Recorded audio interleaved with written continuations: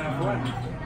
Kaya sabi ko, dapat sana na magkaroon tayo ng representation. Kaya nag-request ako sa ICCF na mabuo.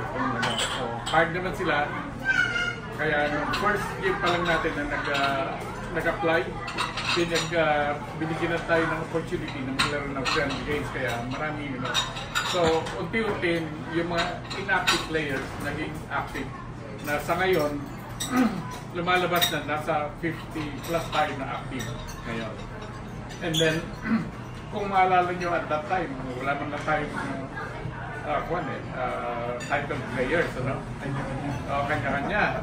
Pagkatapos, nung una tayong nagpaglalaban sa mga friendly games, 1800 lang tayo lahat. 1800. Akala ko po si Sir Francis may title na siya. Meron na. Meron na. Indonesia sa India yung first title.